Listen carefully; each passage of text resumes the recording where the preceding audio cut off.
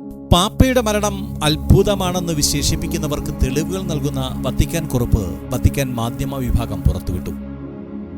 ഇന്നലെ രാവിലെ 5:30 താൻ മടങ്ങുകയാണെന്ന് സൂചന നൽകി പാപ്പ തൻ്റെ സഹായിക്ക് കൈവീശി.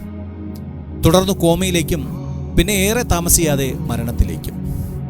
വത്തിക്കാനിൽ 50,000 വിശ്വാസികൾക്കിടയിലൂടെ പാപ്പ തുറന്ന വാഹനത്തിൽ സഞ്ചരിച്ചാണ് തൻ്റെ അന്ത്യയാത്രയ്ക്കായി ഒരുങ്ങിയത്. എല്ലാം തീരുമാനിച്ചുറച്ച പോലെയായിരുന്നു പാപ്പ. വത്തിക്കാൻ ചത്തുരത്തിലൂടെയുള്ള യാത്ര തനിക്ക് സാധിക്കുമോ എന്ന ആശങ്ക ഉണ്ടായിരുന്നെങ്കിലും സഹായി സ്ട്രാപ്പിട്ട് പാപ്പയ്ക്ക് ധൈര്യം നൽകി. ഇടയ്ക്ക് അസ്വസ്ഥത വന്നപ്പോൾ കഴുത്തിൽ മസാജ് ചെയ്തു. യാത്രയിൽ പലപ്പോഴും പാപ്പയോട് ബുദ്ധിമുട്ടുണ്ടോ എന്ന ചോദ്യങ്ങൾ. ഒടുവിൽ യാത്ര പൂർത്തിയാക്കി പാപ്പ ഉച്ചയ്ക്ക് ശേഷം ഈസ്റ്ററിന്റെ ഉയർപ്പിന്റെ സന്തോഷത്തിൽ വിശ്രമിച്ചു.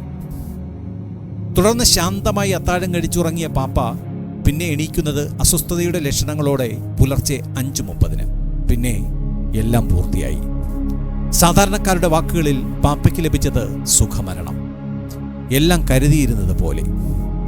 ഓശാനയിൽ ജനങ്ങളെ അഭിവാദ്യം ചെയ്ത പാപ്പ പിന്നെ പെസക തിരുക്കർമ്മങ്ങളിലോ ദുഃഖവെള്ളിയിലോ പെസക ജാഗരണത്തിലോ പൊതുവായി ജനങ്ങളെ അഭിസംബോധന ചെയ്യാനെത്തിയില്ല.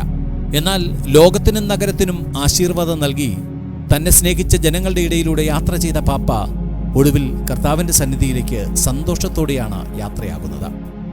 ഫ്രാൻസിസ് പാപ്പ, നിങ്ങൾ വിശുദ്ധനാണ്, വിശുദ്ധിയുടെ നിറകുടമാണ്.